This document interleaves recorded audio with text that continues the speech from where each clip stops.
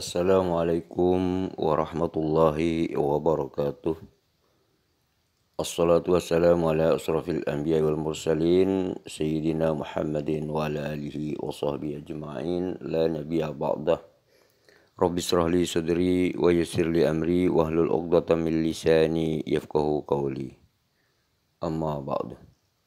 Para ikhwan fillah yang saya hormati, kali ini saya kedatangan tamu di Zoom, yaitu seorang pendeta dari Timor, dari Indonesia Timur. Pendeta ini sengaja datang ke Zoom untuk berbincang-bincang atau mengajak dialog di Zoom. Saya sebagai tuan rumah karena kedatangan tamu, maka saya pun akhirnya melayani dialog-dialog ringan. Nah, di dalam isi dialog ini adalah bertanya tentang sholawat kepada seorang muslim, dan juga saya pun akhirnya bertanya tentang pernikahan di dalam ajaran kekristenan. Ternyata di sini Bapak Pendeta ini nggak mampu menjawab apa yang saya tanyakan. Yuk kita saksikan video ini. Mudah-mudahan ini bermanfaat, dan dukung terus channel ini. Mudah-mudahan dukungan Anda dijadikan sebagai mendukung channel-channel dakwah, dan dicatat sebagai orang yang mendukung dakwah di jalan Allah. Dan mudah-mudahan berkat dukungan Anda saya bisa berkarya, dan Anda pun dijadikan orang yang sukses di dunia dan akhirat. Amin, amin, Allahumma amin. Yuk kita saksikan bagaimana alurnya dialog antara saya dan teman saya sebagai tuan rumah di Zoom bersama dengan seorang pendeta dari Indonesia Timur. Selamat menyaksikan.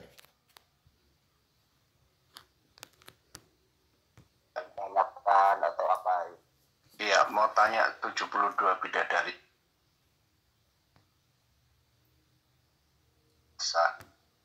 Ya, alhamdulillah baik.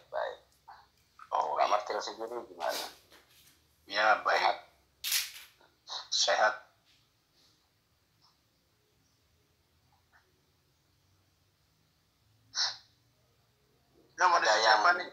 Ada yang mau dibahas atau apa gitu, atau ada yang mau ditanyakan atau apa? Iya, mau tanya 72 bidadari Pak Hasan. Ya. Itu Bapak tahunya 72 bidadari itu berdasarkan apa? Cuman dengar-dengar dari orang atau Bapak baca sendiri atau gimana? Oh, dari hadis Bukhari Sahih. Oke ya. Kan kalau mau bertanya itu biasanya kan ada ininya. Tolong bacakanlah terjemahannya. Dari hadis Bukhari, Pak. Iya, betul. Iya, saya tahu. Terus terjemahannya alamannya lupa saya, Pak. Secara alamannya lupa. Itu gimana, Pak Hasan? Bisa dijelaskan terkait masalah 72 bidadari? Kalau menurut pengetahuan saya secara pribadi ini ya, ya, 72 bidadari itu dijadikan pelayan. Anda tahu fungsi pelayan di surga itu apa? Yaitu pelayan biasa gitu. Nah, pelayan kemudian ya enggak, pelayan semua menyiapkan apa segala, bukan seks. Jadi kalau salah nih Pak Hasan, jelaskan. Enggak, begini loh maksudnya.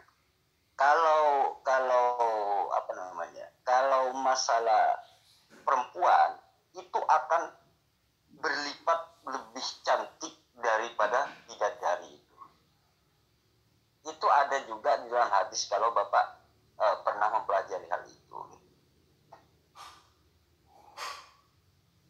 Maksudnya surganya Islam ini apa? Surga kenikmatan gitu menurut Pak Hasan. Nah, surga ini kan gini Pak. Jadi kalau kita di dunia ini kan kenikmatan itu cuma sedikit saja, setitik daripada setetes daripada air laut gitu, Pak. Kalau sudah orang itu meninggal, artinya kenikmatan yang sangat luar biasa dengan penderitaan itu sudah pisah, Pak. Tempatnya itu sudah pisah. Jadi kalau orang itu sudah menempati sesuatu penderitaan, itu tidak mempunyai kenikmatan, tidak mempunyai kebahagiaan sama sekali. Soalnya tempatnya sudah tempat penderitaan dan tempat tempat kebahagiaan itu sudah terpisah gitu, Pak. Kalau di dunia ini kan campur-campur, Pak. Artinya sedikit cuma dicampur-campur, ada penderita, ada bahagia dan seterusnya. Nah, setelah alam nanti itu antara kebahagiaan dengan kesengsaraan itu berpisah gitu. Makanya ada istilah surga dan neraka seperti itu. Kalau menurut Pak Hasan, Nabi Muhammad itu masuk surga atau masuk neraka, Pak? Kapan itu? Enggak, maksudnya saya tanya. Kalau Nabi Muhammad itu saya katakan itu seorang rasul, itu sudah ada jaminan surga semuanya itu tanpa terkecuali. Karena sudah maksum levelnya. Maksum ini artinya di sini diampuni dosanya oleh Allah. Kalau tingkatan seorang rasul, ini khusus untuk seorang rasul Allah. Semuanya mulai dari dulu, mulai Nabi Musa, terus kemudian Nabi Daud, terus kemudian terus Nabi Isa atau Bapak kenal dengan Yesus, terus kemudian Nabi Muhammad SAW. Ini manusia ini adalah maksum, dapat pengampunan dari Allah Subhanahu wa Ta'ala. Karena apa? Karena ini orang khusus untuk menyebarkan ajaran Allah seperti itu. Tapi kenapa, Pak, kok ada salawat Nabi itu, Pak? Salawat Nabi itu kita ini kan sebagai manusia ya, itu memuji orang itu bukan berarti orang itu gak selamat gitu, Pak. Ingat ini, misalkan Bapak memuji orang, bukan berarti orang itu gak selamat gitu. Walaupun memuji atau mendoakan, Pak? Salawat itu adalah sebuah pujian, juga berawal dari salawat itu bahkan pujian terhadap Nabi Muhammad SAW. Tapi asal katanya adalah bahasa Arabnya itu doa, Pak. Asal katanya ini, Pak. Tapi karena doa dan pujian ini sekarang di era sekarang ini sudah beda, maka ibarat Tuhan dan Tuhan. Tuhan asal katanya Tuhan, tapi di era sekarang sudah beda antara Tuhan dan Tuhan gitu. Seperti itulah gambarannya seperti itu, Pak. Jadi ini ya, menurut Bapak pujian atau doa? Kalau menurut saya itu adalah pujian terhadap Nabi Muhammad SAW. Karena apa? Karena isi sholawat itu adalah pujian yang sekaligus mengandung doa gitu, Pak. Karena apa yang dibaca oleh umat Islam itu merupakan doa seluruhnya. Walaupun bahasa Indonesia pun itu mengandung doa gitu, Pak. Sebetulnya ini ya, Pak ya, kok menurut saya ada kejanggalan gitu. Nabi kok minta didoakan? Bukan minta didoakan, begini, Pak. Saya akan membaca sholawat 1 kali, gitu, Pak ya. Misalkan 5 kali, Pak. Enggak, misalkan saya baca sholawat 1 kali, membaca sholawat 1 kali, itu pahalanya, upahnya itu akan kembali kepada diri saya. Saya akan dibalas oleh Allah 10 kali lipat dari apa yang saya kerjakan gitu loh, Pak. Jadi apa yang saya baca ini kembali kepada saya sendiri, Pak, gitu loh. Itu paham nggak, Mas? Sampai gini, Pak Hasan, saya minta tolong tanya, ada kan nabi-nabi yang lain untuk minta didoakan? Nah, seperti itu Hosana gitu. Dikuduskanlah namamu. Apakah Bapak belum kudus, Pak, kalau bicara seperti itu, Pak? Oh, kalau konteksnya itu kita kita memuji Tuhan, menyembah Tuhan, Nah, itu memuliakan. kan Beda loh, Pak. dikuduskanlah namamu. Itu kan mengandung doa sebenarnya, Pak. Pujian itu. Iya, itu kan Tuhan, Pak. Nah, ini kan Nabi. Iya, apakah Tuhan Bapak belum kudus sehingga Bapak mengatakan seperti itu?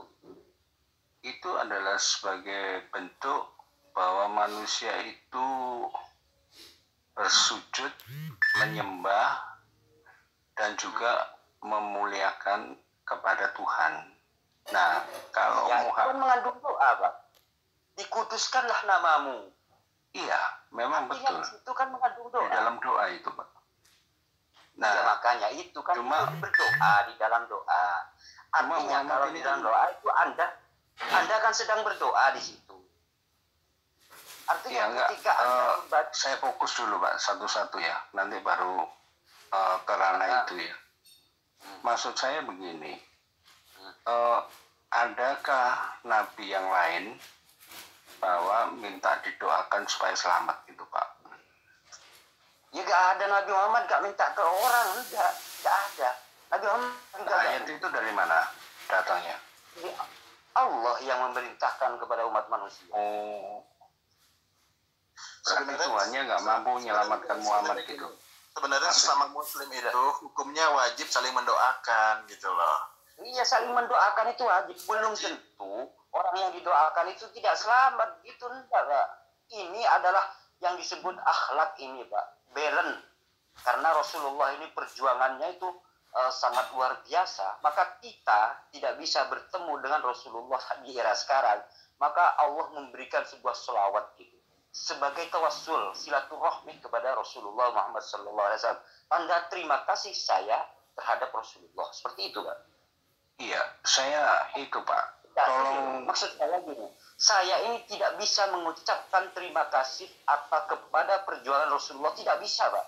Bagaimana kalau misalkan seandainya selawat ini tidak ada? Bagaimana saya mengucapkan terima kasih? Bagaimana saya memuji Rasulullah? Bagaimana saya hanya dengan selawat inilah kemudian saya bisa berterima kasih kepada Rasulullah Muhammad SAW atas perjuangannya sehingga manusia dibebaskan, sehingga manusia ini lepas atau menjadi muslim, jadi iman yang benar gitu loh, Pak. Kalau tanpa selawat apa, Pak? Cuman karangan sendiri, muji-muji karangan sendiri, bukan ajaran dari Tuhan gitu. Ya itu belum tentu, Pak. Kalau ajaran itu tidak datang dari Tuhan, kemudian dia itu dilakukan dengan inisiatif sendiri, belum tentu diterima oleh Tuhan. Contohnya gini, Pak. Bapak menikah gitu loh ya. Bapak menikah. Berarti pernikahan Bapak dengan istri Bapak itu belum tentu sah, Pak. Menurut Tuhan, Pak. Sah menurut manusia, tapi belum tentu menurut Tuhan. Bisa saja Bapak ini sama Tuhan dianggap zina terus karena bukan ajaran dari Tuhan. Gitu. Ya, jadi gini ya, Pak. Paham nggak? Ya, paham, Pak. Ya, nggak apa-apa. Jadi gini, kan namanya sholawat ya. Sholawat itu salah satunya kandungan isi arti daripada ayat itu bahwa selamatkanlah Nabi Muhammad dan Apa keluarganya. bacanya? Apa bacanya? Bahasa Indonesianya Itu, aja, Pak. Pak. Allahumma Iya, sholli Bapak ala sholawat. Sayyidina Muhammad wa ala ali Sayyidina Muhammad. Kan gitu bacanya. Ya Allahumma sholli ala sayyidina Allahumma sholli ala Ya, terus. Sayyidina Muhammad wa ala ali Sayyidina Muhammad. Itu. Ya, Salah terus. bacanya atau betul? Ya, terus, betul. Nah, terus artinya di dalam bahasa Indonesia ada kalimat selamatkan. Selamatkan Ya. Muhammad dan beserta keluarganya dan sahabatnya, ya kan? Itu, Pak, artinya bahwa Muhammad ini perlu didoakan supaya selamat dunia akhirat gitu. Nah, disinilah kesalahan Bapak. Begini, Pak. apa yang saya baca itu akan kembali kepada diri saya sendiri. Saya sudah katakan tadi, Pak. Jika saya baca sholawat 1 kali, itu akan mendapat pahala 10 kali lipatnya. Jadi, apa yang saya doakan, apa yang saya sholawatkan, itu akan saya ini mendapat 10 pahala, Pak. Baca 1 ini, Pak. Kalau 100 itu saya sudah mendapat 1000 pahala. Itu upahnya itu bacaan itu, Pak, kembali kepada diri saya sendiri, Pak. Sebagai umat Nabi Muhammad, bukan untuk Nabi Muhammad, tidak. Kembali kepada diri saya yang membacanya, seperti itu, Pak. Paham nggak maksud saya? Ya, oke. Itu masalah ganjarannya Bapak baca sholawat itu kan. Ya. Mungkin simpelnya kayak gini kali Pak Hasan ya. Mungkin simpelnya kayak gini Pak Hasan ya. Kan kita kalau kita sebagai manusia kan suka ya, doain ya semoga diterima kerja, doain ya semoga selamat di jalan. Kita minta orang yang teman kita untuk mendoakan kita. Jadi maksudnya di sini adalah umat Islam itu saling mendoakan, bukan berarti bukan saling menyembah gitu loh. Seperti itu. Silakan Bang Hasan lagi, Bang Hasan. Ya. Inilah, Pak, yang disebut akhlak. Akhlak itu, Pak, kalau Rasulullah mencintai umatnya, maka bagaimana umat itu cara mencintai Rasulullah di era sekarang? Ya hanya dengan sholawat, Pak, gitu, Pak. Itu namanya akhlak, adab. Karena apa? Rasulullah ini diutus, yaitu seperti itu, akhlak gitu, Pak. Berarti kalau diucapkan 1 hari 5 kali, lalu kali 3 miliar. Berarti 1 hari diucapkan sebanyak 15 miliar. Sekarang ini deh, saya tanya sama Bapak nih, sama Pak Wiski nih, ya saya tanya nih, ya. Pak Wiski tahu Nabi Muhammad selamat atau enggak? Ya Pak Martil, ya. Tahu Nabi Muhammad selamat atau enggak? Tahu enggak mengenai itu? Tahu apa Pak? Mohon maaf. Ya tahu enggak? Pak Martil tahu kondisi Nabi Muhammad saat ini enggak? Memang kalau itu sih beda ya pertanyaannya, kapasitasnya beda. Ini karena sama dengan yang ditanyakan Bapak. Karena Bapak kan mempertanyakan selawat, berarti Bapak bilang Nabi Muhammad belum selamat kan? Seperti itu kan? Bisa ya, diartikan ke sana bisa. Nah, kalau gitu Pak Mati tahu nggak kondisi Nabi Muhammad saat ini sekarang? Kalau kita sudah tahu Nabi Muhammad itu sudah selamat, sudah diangkat sama Allah. Maksudnya diangkat itu seperti Yesus gitu Pak? Dia diangkat ke surga gitu? Atau begini Pak, sebentar. Silakan. Begini Pak ya. Begini Pak, saya katakan tadi bahwa apa yang saya baca itu akan kembali ke saya. Itu keuntungan bagi saya Pak, bukan untuk Nabi Muhammad itu Pak. Paham nggak Bapak? Tapi kenapa kok pakai keluarganya dan sahabatnya sekali? Ya karena umat Islam menghormati keluarganya Nabi Muhammad dan sahabat-sahabat. Menghormati keluarga Rasulullah SAW gitu loh Pak. Sama seperti Bapak menghormati ibunya Yesus, itu kayak gitu lah Pak, gitu loh. Enggak, kami enggak mendoakan ibunya ya, Yesus. Bapak menghormati ibu Yesus ya? Saya tanya. Enggak, bukan. Saya enggak pernah saya.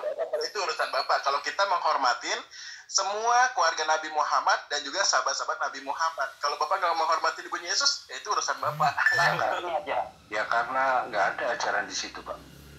Ya karena memang di dalam Kristen nggak ada ajaran saling mendoakan, nggak ada.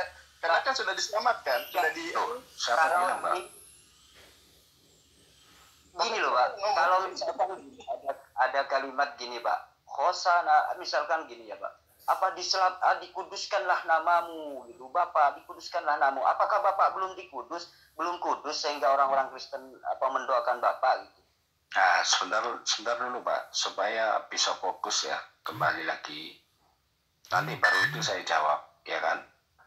Nah, maksud saya itu kalau dengan adanya selamatkan ya, kalimat selamatkan itu konteksnya beda, yang jelas. Nah, oke lah Bapak mengatakan bahwa ya sudahlah, itu akan dapat pahala ya, katanya kan gitu, nggak apa-apa. Tapi di satu sisi orang berzikir atas nama Tuhan Sang Maha Pencipta, itu kalau Bapak mengatakan itu lebih pas Pak, lebih ideal. Karena apa? Bapak membaca asma Allah berkali-kali akan dapat pahala. Kita mendoakan orang tua juga dapat pahala loh Pak. Ya. Orang tua kita udah meninggal nih, ya kita doakan dapat pahala Pak. Kayak gitu loh. Kita dapat pahala, Pak. Orang tua sendiri itu loh, Pak. Iya, itu Kita mendoakan saudara kita muslim ya, orang kita tua. saudara muslim nih. Saya juga mendoakan Bapak juga dapat pahala. Semoga Bapak dapat pahala. Itu dapat Ini, pahala. Pak. Semoga Bapak dapat hidayah. Ya sebentar dulu Pak, supaya fokus gitu loh. Maksud saya nanti baru bisa menceritakan masalah orang tua, doa kepada orang tua. Nah, itu posisinya sama Pak. Nggak bisa dipisah-pisah, itu posisinya sama. Beda Pak, orang tua sama Nabi beda jelas kapasitasnya. Beda gimana? Sedangkan Allah itu ya meminta kita untuk menghormati kedua orang tua kita loh. Kalau lo Dan kemarin Bapak tahu nggak? Surga ada di bawah kaki telapak kaki. Pak Hasan kemana kok hilang? Ada Hasan. Oh hilang dia. Hilang ya? Hilang Pak Hasan hilang. Waduh, diskusi asik-asik hilang. Sinyalnya sepertinya Pak. Oh ya nggak apa-apa. Ya lanjut Pak. Nah, ini masuk lagi nih. Nah tuh lanjut Pak Hasan, saya masukin lagi. Iya, jadi gini Pak, kalau seorang nabi itu yang jelas memiliki hal-hal lebih daripada manusia biasa. Namanya aja nabi, apalagi rasul. Itu pasti kapasitasnya beda dengan orang tua kita, ya kan? Nah, kalau misalnya Pak Hasan tadi mengatakan bahwa itu dapat pahala, kalau kita mendoakan orang tua dapat pahala, apalagi kita mendoakan Nabi Pak, pahalanya berkali-kali lipat Pak. Gitu loh. Mendoakan Nabi berarti Nabinya nggak belum selamat itu Pak. Kan saya bilang tadi mendapatkan pahala, balik kemana? Balik ke kita Pak, gitu loh. Iya, katakan baliknya ke Pak Don ya. Saya mendoakan ya Allah, Ya. Lindungilah Nabi Muhammad sekeluarga segala macam. Itu saya dapat pahala karena mendoakan Nabi Muhammad gitu loh Pak. Saya mendoakan Bapak juga dapat pahala juga Pak. Tapi pahala saya lebih tinggi kalau saya mendoakan Nabi Muhammad. Ya oke, nggak apa-apa. Saya tetap menghargai ya. Itu juga namanya sebuah keyakinan. Cuma saya ingin tanya, kalau kita berdoa kepada Tuhan, itu pasti Bapak mengatakan kan dapat pahala. Kita berdoa kepada Allah. Kita mendoakan Nabi Muhammad ya. Itu bukan kita berdoa ke Nabi Muhammad Pak, gitu loh. Tuh, jelas-jelas namanya Muhammad dan keluarga dan sahabatnya kok. Kita mendoakan dengan kita Literalnya gimana Pak? Kita mendoakan Nabi Muhammad Berdoa kepada Allah, Pak. Itu beda. Pak, silakan Pak Hasan, silakan Pak. Kan kita merujuknya ke literatnya. Pak, pengikutnya aja itu banyak yang ada jaminan surga, apalagi yang diikuti gitu loh Pak. Paham Bapak enggak? Pengikutnya mendapat jaminan ke surga. Iya, Bapak pernah baca biasanya kalau tentang sholawat itu biasanya ada sahabat Nabi itu yang mengikuti Nabi Muhammad SAW mendapat jaminan surga dari Allah. Sahabat Nabi ini itu pengikut Nabi Muhammad, apalagi Nabi Muhammad gitu loh Pak. Nabi seorang Rasul itu sudah maksum. Kalimat maksum ini sudah diampuni dosanya gitu loh Pak. Ya, jadi gini, Pak Hasan ini jadi si Pak Martel ini ya mengatakan kita berdoa mendoai Nabi Muhammad, berarti kita berdoa ke Nabi Muhammad, bukan berdoa ke Allah gitu loh. Dia mengatakan bukan Pak Martel, bukan seperti itu. Berdoa kepada Allah gitu loh Pak Martel, bukan berdoa kepada Nabi Muhammad, bukan seperti itu. Bukan Nabi Muhammad Tuhan. Enggak Pak, maksudnya berdoanya kan ke Tuhan, tapi isi doanya, kandungannya itu menyatakan supaya diselamatkan Muhammad itu. Literalnya kan begitu Pak. Jadi ya bingung juga ya kalau Bapak berargumen seperti itu, Kalau mungkin satu preferensi nggak masalah ya, tetapi kalau dengan lintas agama kan ya aneh juga gitu Pak, jawaban Ya, seperti kan. itu. Ya sebenarnya gak aneh Pak. Begini loh Pak. Allah ini sedang Rasul ya Pak, mengajarkan. minta doakan.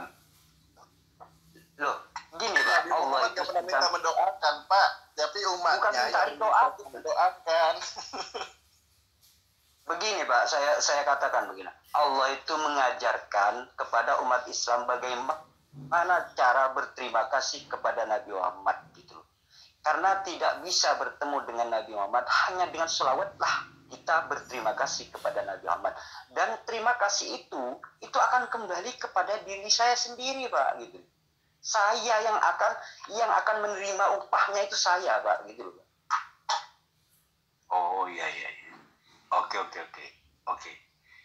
Baik Pak. Jadi Sekarang saya nanya Pak. ya silakan Pak. Begini Pak, bagaimana Bapak tahu pernikahan Bapak dengan istrinya itu sah? Menurut Tuhan gitu Pak. Atau kalau boleh spesifik menurut ajaran Yesus ya Pak Hasan. Gimana Ya Pak? menurut ajaran Yesus. Sedangkan gini Pak, itu kan sah menurut pendetanya Pak. Belum tentu sah menurut Yesus gitu Pak. Belum. Jadi jangan-jangan Bapak zina terus setiap hari gitu. Karena belum ada klarifikasi dari Yesus bahwa nikahnya Bapak itu sah menurut Yesus. Oh iya. Jadi gini ya. Di Ya, dalam terus. pernikahan itu namanya pemberkatan Pak. Yang mana ritual itu semua dilakukan atas nama Tuhan. Jadi Ya itu Pak, gini Pak. ritual ini kan ini ya. Yang ngajari siapa tuh Pak? Apakah Yesus mengajari itu Pak? Yang ngajari memang nggak ada yang ngajari, cuma Nah, kalau nggak ada yang ngajari berarti Bapak ini cuma ikut ajaran manusia. Sahnya pernikahan Bapak ini cuma menurut manusia, bukan menurut Yesus. enggak juga Pak, karena di situ ada doanya kan. Kalau doa, walaupun orang bukan menikah itu berdoa bisa juga. Itu tidak menjadi syarat sahnya nikah, Pak. Kalau menurut Islam gimana misalnya? Kalau di dalam Islam surat syarat sahnya nikah itu diajarkan oleh Allah Subhanahu wa taala gitu loh, Pak. Itu ajaran dari Tuhan langsung untuk manusia agar pernikahan itu sah menurut Tuhan gitu loh. Bukan sekedar menurut manusia, tapi menurut Tuhan gitu loh, Pak. Maksudnya gimana Pak? Saya nggak begitu paham. Tolong dijelaskan. Kalau dalam Islam itu kan ini. Jadi syarat sah agar supaya nikahnya itu sah harus melakukan ini. Misalkan gini Pak. Ada rukun nikah itu kita punya rukun nikah. Ya punya rukun nikah, syarat-syarat sahnya nikah. Di sini harus pihak laki-laki mempelai. Pertama ya, Tuhan itu memerintahkan harus ada walinya dan seterusnya, harus ada ininya. Itu bagian dari syarat dan harus seperti ini, melakukan 5 hal rukun nikah. Baru ini nikahnya dikatakan sah menurut Allah, menurut Tuhan. Nah, tetapi kalau di dalam kekristenan, menurut Tuhan itu sah nikahnya itu seperti apa? Jangan-jangan cuma kata pendeta yang sah. Terus kata Tuhan itu. Iya, saya paham sekarang Pak. Jadi ini kalau orang mau menikah itu kalau di dalam kekristenan itu dibimbing dulu Pak. Artinya dikuatkan dulu pengetahuan tentang nikah. Artinya lebih jelasnya lagi diberi pelajaran Pak. Dalam Islam juga diberikan pelajaran belum nikah yang itu Pak, nikah itu kita dapat berikan juga kok. Iya, oke. Kalau masalah Jadi masalah itu silakan. Kalau masalah diberikan pelajaran, diberikan bimbingan dan seterusnya, itu bukan sah, bukan syarat sahnya. Ya, jadi gini Pak. Bapak ini tetap jatuh zina di sini Pak, karena Tuhan belum mengesahkan gitu Pak. Karena Yesus belum mengesahkan. Jadi tetap zina terus selamanya Bapak dengan istri. Itu di dalam pernikahan itu kan sudah atas nama Pak, atas nama Tuhan. Di dalam Dan kalau cuma atas nama Pak, kalau cuma atas nama Tuhan, berdua aja saya dengan cewek atas nama Tuhan bisa Pak. Sah menurut Nggak bisa, saya. Pak. Itu kan harus ada aturan-aturannya. Kayak Aturannya contoh, itu dari siapa? Dari manusia apa dari Yesus aturannya itu? kalau terkait masalah itu saya kurang ini, Pak. Kurang begitu. Berarti paham. bukan dari Cuma, Yesus, itu dari manusia kan? ya betul, betul. Itu memang dari manusianya. Sah menurut manusianya itu, kalau aturan itu bukan dibuat oleh Yesus, berarti tidak sah menurut Yesus. Tetap zina Bapak ini. Sah dan tidaknya itu memang gimana ya saya mau bicara ya. Jadi memang nggak ada aturan-aturan untuk di dalam Alkitab. Kalau tidak ada ajaran dari Yesus, berarti Bapak ngarang-ngarang dong. Siapapun bebas mengarang. Walaupun misalkan di sini saya misalkan jadi menikahkan dua orang Kristen, terus didatangkan perempuannya, didatangkan laki-lakinya, sah kamu. Itu sah menurut saya karena saya yang membuat peraturan, tapi belum tentu sah menurut Tuhan. Sah menurut saya karena saya yang membuat peraturan gitu loh, Pak. Tapi bagi Tuhan tetap memang orang. Memang konteksnya di sini beda, Pak. Jadi Islam sama Kristen yang jelas beda di dalam ritual pernikahan itu ya. bukan ritual, Pak. Itu bukan ritual. Itu bukan ritual. Saya tidak membahas bedanya. Saya ritual kan, jadi pernikahan itu. Kalau Bapak mungkin itu ritual, kalau kita bukan ritual, Pak. Tapi itu syarat sahnya menikah, Pak. Itu misalnya dengan adat istiadat, kayak contoh ya. Itu bukan adat kan istiadat, termasuk Pak. ritual. Bukan adat istiadat, Pak. Itu ajaran dari Allah langsung, Pak. Bukan adat istiadat. Kalau adat istiadat kita adat itu, Pak, harus Tuhan itu harus mengklarifikasi bahwa itu sah nikahnya agar tidak masuk kategori zina gitu, Pak. Jadi enggak juga, Pak. Itu gini, Pak ya. Kalau misalnya terkait masalah zina ya, itu